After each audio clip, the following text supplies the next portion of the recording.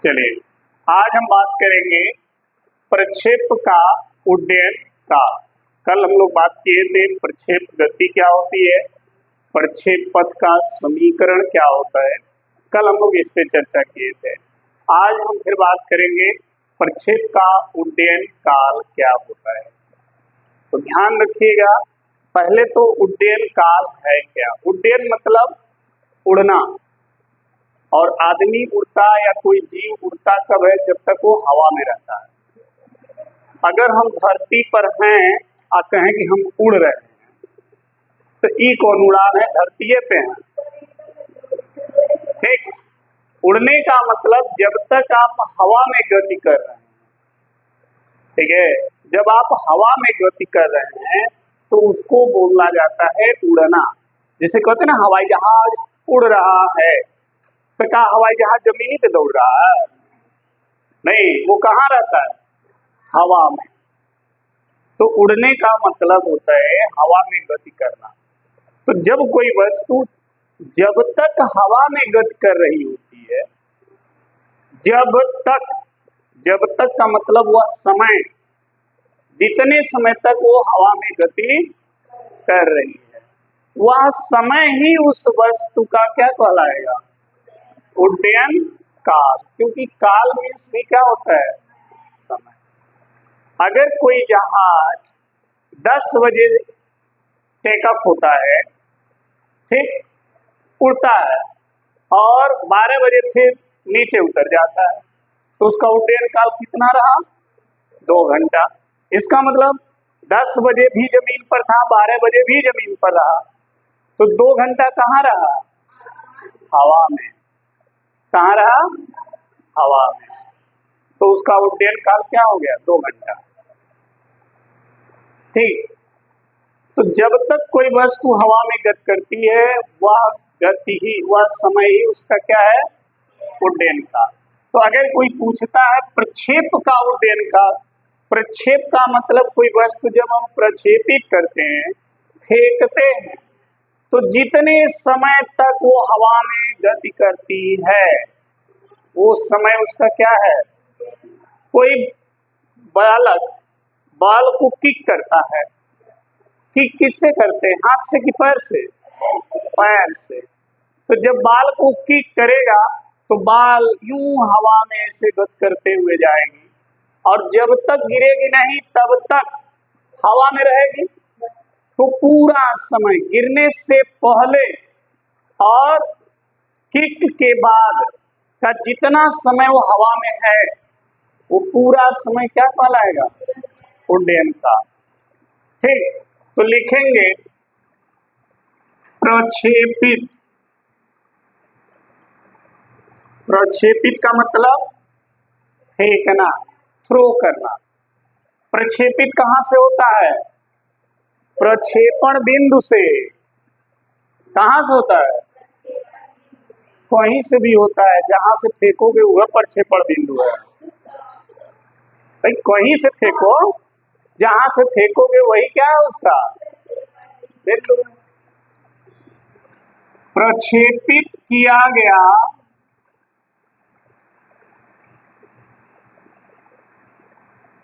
वस्तु जितने समय तक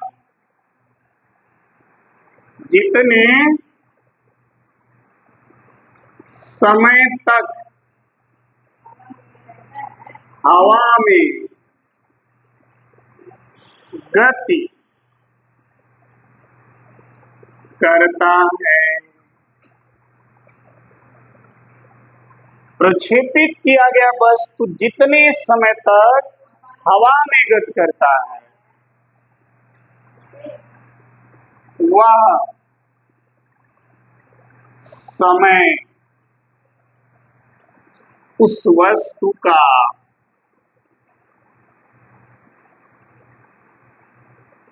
क्या कहलाता है, उड्डयन काल कहलाता है। ठीक है, इसे किससे प्रदर्शित करेंगे, टी से।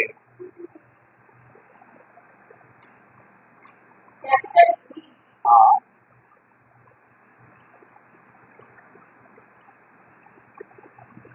समझ में आई बात? Capital T. ठीक, मान लो ये बंगलिनिया जानते हो? बंगलिनिया गाना नहीं सुने हो? बंगलिनिया वाला। मान लो ये बंगलिनिया यहाँ से किक मार रही है। किसको मार रही है? किक बाल को। यहाँ से किक मारी, बाल ऐसे गया, पहुंच किसके पास गया? नकलिनिया के पास। क्या तक? तो जितना समय तक ये हवा में रहा ना, उस समय इस बाल का क्या कहलाएगा? उड्डयन काल। मान लो आप ही हो, यहाँ से किक मारे, तो जितने समय तक ये हवा में रहेगा उस समय इसका क्या होगा? क्लियर है ना? अब इस उड्डयन काल को हम ज्ञात करेंगे कि कितना समय तक हवा में रहा होगा। ठीक है, अगर इस बंगलिनिया के पास पावर ज्यादा रहेगा तो ज्यादा समय तक वो हवा में रहेगा, क्योंकि बहुत तेज किक मारेगी तो बहुत दूरी तक जाएगा। जब ज्यादा दूरी तक जाएगा तो ज्यादा समय तक रहेगा। अब मान लो धीरे से मार दी तो तुरंत गिर जाएगा जमीन पे, तो उड्डयन काल क्या हो जाएगा? कम हो जाएगा। ठीक है, कौन लेके भाग गई लो? आयु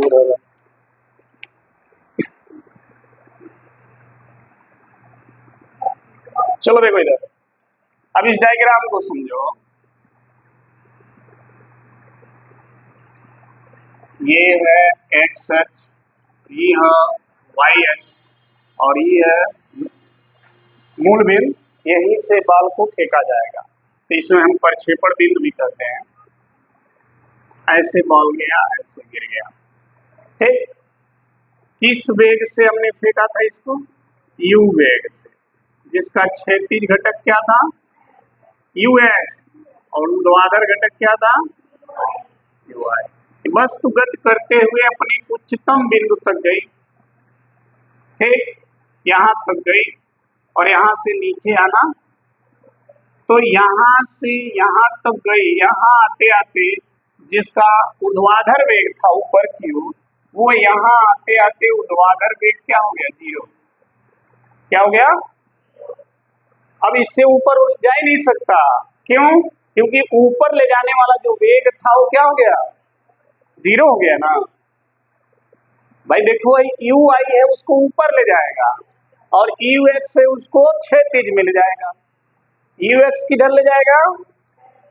क्षैतिज में, और जो यू आई है उसको ऊपर ले जाएगा।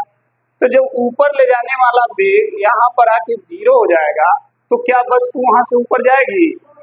वहां से क्या करेगी? नीचे आएगी। तो यानी इस बिंदु तक, उच्चतम बिंदु तक, उसका ऊर्ध्वाधर वेग क्या हो जाएगा? 0 हो जाएगा। यहाँ पर उच्चतम बिंदु अगर P मान लें तो यहाँ पर उसका ऊर्ध्वाधर वेग 0 हो जाएगा। क्षैतिज वेग रहेगा, लेकिन ऊर्ध्वाधर वेग क्या हो जाएगा? 0 हो जाएगा। और यहाँ पर नीचे की ओर कौन सा वेग काम करने लगा? कौन सा त्वरण काम करेगा? गुरुत्वीय त्वरण जी। और उस त्वरण के कारण अब ये नीचे आना शुरू कर देगा। ठीक है, देखिए आगे। माना किसी वस्तु को यू वेग से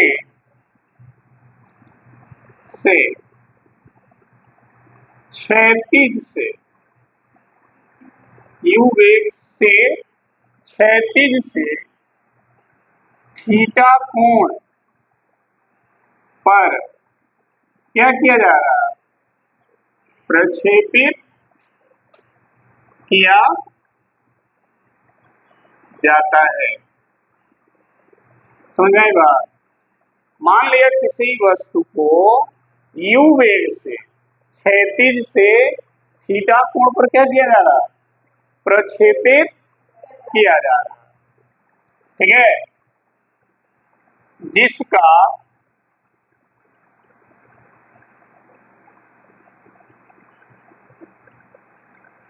ऊर्ध्वाधर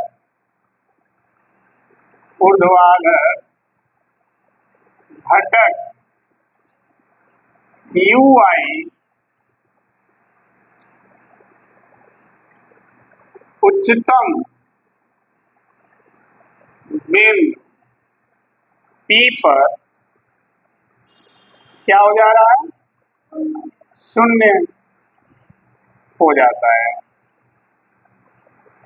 ठीक है, जब U एक से क्षैतिज से थीटा कोण पर आप इसको प्रक्षेपित करेंगे, ये कोण क्या है, थीटा, तो क्षैतिज के दिशा से थीटा कोण पर U एक से जब प्रक्षेपित करेंगे तो ये पिंड अपने उच्चतम बिंदु तक जाएगा और उस उच्चतम बिंदु पर उसका ऊर्ध्वाधर वेग क्या हो जाएगा, शून्य हो जाएगा। यदि पिंड को, वस्तु को उच्चतम बिंदु तक जाने में t समय लगा हो, यदि वस्तु को उच्चतम बिंदु P तक पहुंचने में कितना समय लगा हो, t समय लगा हो, तो V बराबर U प्लस AT, एक गति का कौन सा समीकरण है, पहला, यही समीकरण लगाएंगे। ठीक है, तो देखो इस UI का जो अंतिम ऊर्ध्वाधर वेग यहाँ पर है वो क्या हो रहा है, शून्य, यानी ये VY हो गया, ये UI हो गया, और A की जगह आप क्या रखोगे, माइनस G रखोगे। ये तो पता है ना, कल ही बता दिया गया था कि G के कारण ऊर्ध्वाधर वेग जो है वो बदल जाता है। ठीक, तो A की जगह आप स्मॉल g रखोगे, क्योंकि गुरुत्वीय त्वरण जो है केवल ऊर्ध्वाधर वेग पे काम करता है, क्षैतिज वेग पे काम नहीं करता है। तो क्षैतिज दिशा में कोई त्वरण नहीं, केवल जो त्वरण होगा वो ऊर्ध्वाधर दिशा में होगा और उस त्वरण का मान क्या होगा, माइनस जी। तो A की जगह पर आप माइनस जी रख देंगे। ठीक, अच्छा, यहाँ पर अंतिम है, देखो V नहीं U, VY का अंतिम वेग है ना, तो VY क्या हो जाएगा, 0। तो VY का मान यहाँ क्या रखोगे, और हाई का बचा माइनस, बचा ना, GT को इधर ले आओ तो GT क्या हो जाएगा, प्लस, तो T बराबर क्या हो जाएगा, UI बाई G, ये आएगा। अब देखो, क्योंकि UI का मान क्या होता है, U साइन होता है ना, तो UI का मान रख दो, तो T बराबर हो गया U साइन थीटा बाई जी। इतना समय तो इस वस्तु को यहां से P तक जाने में लगा, लिखा है ना, यदि वस्तु को उच्चतम बिंदु P तक पहुंचने में T समय लगा हो तो उस T का मान कितना है, इतना। ठीक, यहां तक पहुंचने में लगा, तो फिर इतना ही समय में ये वापस भी आएगा। जितने समय में कोई वस्तु अपने उच्चतम बिंदु तक जाती है उतने ही समय में वो वापस भी आती है। यहाँ लिखेंगे, जितने समय में कोई वस्तु अपने उच्चतम बिंदु तक पहुंचती है उतने ही समय में वापस आती है। तो ये समय दो गुना हो गया। अगर T समय में गई और T समय में वापस आई तो यहाँ से यहाँ तक जाने में समय कितना लगा और वापस आने में कितना समय लगा? तो हवा में कुल समय कितना हो गया? 2t। कितना हो गया? 2t नहीं हो गया? अरे भाई यहाँ से यहाँ तक गए तो 3 और यहाँ से जमीनी पे आए तब वो कितना? तो कुल समय। तो देखो तब उड्डयन काल, तब उड्डयन काल क्या हो जाएगा? t बराबर 2t। सही है। अब देखो t बराबर 2 और t का मान है ये, तो u साइन थीटा बाई ये हो गया उड्डयन काल। इस सूत्र से प्रक्षेपित किए गए वस्तु का उड्डयन काल निकाल सकते हैं। बस आपको पता होना चाहिए कि बंगलिनिया कितना वेग से इसको मारी है। जिस बॉल को किक की है वो बॉल कितने वेग से जा रहा है, अगर वो वेग पता हो और कितने कोण पर मारी है वो कोण पता हो तो हम बता देंगे कितने समय के बाद वस्तु जा करके गिर जाएगा। उस समय इस फार्मूला से आप निकाल सकते हैं। ठीक है। अगर मान लो एग्जाम्पल, अगर हम माने कि बंगलिनिया मारी थी कितना मीटर पर सेकंड के वेग से? 5 मीटर पर सेकंड की रफ्तार से उसको किक कर दी। 30 डिग्री के कोण पर किक की है, तो क्या करोगे? देखो 2 गुणे 5 साइन 30 बटा जी। 2 गुणे 5 यानी 10, साइन 30 का मान 1/2 और जी का मान 9.8 होता है। 2 से 10 कट गया, 5/9.8। अब 5 में 9.8 से भाग दे दीजिए। हाँ, ये मान इसका फिक्स है बचवा, इसका मान फिक्स है 9.8। दिमाग में रख लीजिए। 5 में 9.8 से भाग दे देंगे तो कितने सेकेंड में ये बॉल गिरेगा वो समय आपको मिल जाएगा। समझ आई बात? हैं? तो फटाफट कर लीजिए। चल रही है। प्रक्षेप की ऊंचाई, उड्डयन काल समझ में आ गया। अब बात करेंगे प्रक्षेप की ऊंचाई। प्रक्षेप की ऊंचाई क्या होती है? जब किसी वस्तु को आप प्रक्षेपित करते हो, प्रक्षेपित मतलब फेंकना। जब आप किसी वस्तु को फेंकते हो तो जिस अधिकतम ऊंचाई तक वो वस्तु जाती है वही उसकी क्या कहलाती है? प्रक्षेप की ऊंचाई कहलाती है। जैसे यहां से आपने किक किया और अधिक से अधिक ऊंचाई कहां तक गया? पी तक। तो इस पी की जो ऊंचाई होगी एच, ठीक, वही इस प्रक्षेप की क्या कहलाएगी? ऊंचाई कहलाएगी। यानी प्रक्षेपित किया गया वस्तु जिस अधिकतम ऊंचाई तक जाता है उसी को हम क्या कहते हैं? प्रक्षेप की ऊंचाई कहते हैं। और उस अधिकतम ऊंचाई पर उसका अंतिम ऊर्ध्वाधर वेग क्या हो जाता है? 0। अंतिम ऊर्ध्वाधर वेग क्या हो जाएगा? 0 हो जाएगा। तो लिखेंगे प्रक्षेपित किया गया वस्तु जिस उच्चतम बिंदु तक जाता है, जिस उच्चतम बिंदु तक जाता है उस बिंदु की क्या ऊंचाई? उस बिंदु की ऊंचाई प्रक्षेप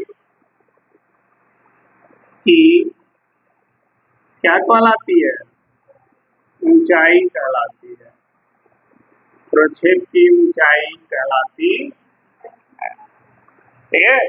प्रक्षेपित किया गया वस्तु जिस उच्चतम बिंदु तक जाएगा उस बिंदु की ऊंचाई ही क्या कहलाएगा? प्रक्षेपित ऊंचाई कहलाएगा। ठीक है, उच्चतम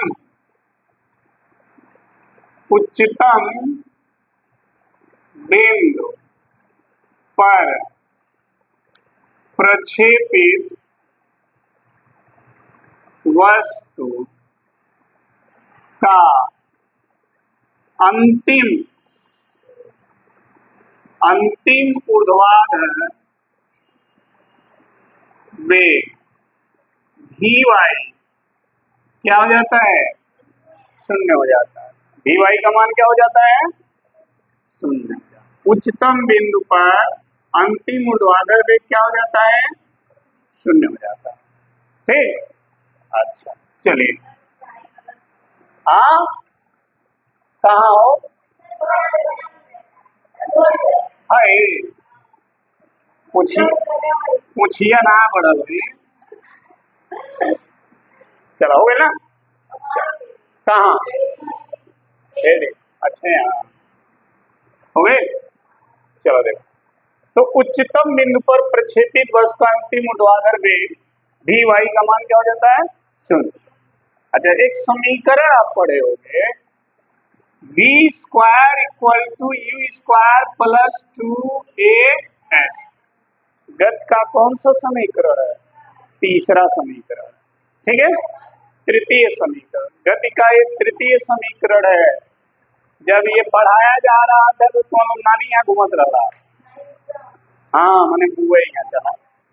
ठीक है, तो ध्यान दो, ये तृतीय समीकरण है। इसी समीकरण में इनके मान को रखेंगे। कैसे रखेंगे? देखो, भी अंतिम वेग है तो अंतिम ऊर्ध्वाधर वेग यहाँ पर क्या लिखेंगे? भी वाई। प्रारंभिक वेग क्या होगा? और a की जगह क्या लिखेंगे? माइनस जी। और s क्या है? h ऊंचाई है तो s की जगह h हो जाएगा। ठीक, हो गया। भी वाई का मान 0 का स्क्वायर हो जाएगा। आई का हो गया यू आई का स्क्वायर माइनस 2g। आई 0 का स्क्वायर का हो गया? डबल 0 हो गया। ठीक, आई तो 0 हो गया। आई माइनस वाले को इधर ले आओ तो क्या बचा? सही है, h निकालना है, ऊंचाई ही तो निकालना है। तो 2g को क्या करो? उधर भेजो। ये आ गया 2g। चूंकि यू आई का मान क्या होता है? बस बस बस, तो यू आई के जगह यू साइन थीटा क्या करो? तो इसका स्क्वायर है तो इसका भी क्या होगा? तो you square sine square theta by 2g। तो h का मान निकल के आ गया, प्रक्षेप की ऊंचाई निकल के आ गई, h बराबर you square sine square theta by 2g। यदि थीटा इक्वल टू 90 डिग्री, मतलब है जो कोण बना है 90 अंश हो जाए, तो 90 अंश हो जाए तो बस तो कैसे जाइए? ऐसे ना सीधा। तो यदि थीटा 90 डिग्री हो जाए तो साइन 90, थीटा की जगह क्या रखोगे? साइन 90। इसका मान क्या हो जाएगा? 1। क्या हो जाएगा? 1। अच्छा, इसका अगर स्क्वायर भी करो तो इसका भी 1 स्क्वायर होगा, तो 1 का स्क्वायर क्या आएगा? यानी साइन स्क्वायर 90 का मान भी क्या आएगा? समझ में आ गया? तो है हो गया 1। तो h बराबर क्या आएगा? क्यों जी? अगर वस्तु को 90 डिग्री पर फेंकोगे ना तो वस्तु सबसे अधिक ऊंचाई तक जाएगी, नहीं जाएगी? एकदम सीधा ऐसे। अरे भाई, ऐसे फेंकोगे तो ज्यादा ऊंचाई नहीं जाएगी, लेकिन एकदम ऐसे फेंकोगे तो बहुत ऊंचाई तक जाएगी। समझ में आई बात? तो ये हो गया इसकी अधिकतम ऊंचाई। h मैक्सिमम हमने लिख दिया। अगर कोई कहे कि प्रक्षेपित वस्तु की अधिकतम ऊंचाई ज्ञात करने के लिए वस्तु को कितने कोण पर फेंकना चाहिए? 90 डिग्री। 90 डिग्री पर अगर आप फेंकेंगे तो बस तू सबसे अधिक ऊंचाई तक जाएगा, लेकिन 90 से थोड़ा सा भी कम करेंगे तो बस तू अधिकतम ऊंचाई तक नहीं जाएगी।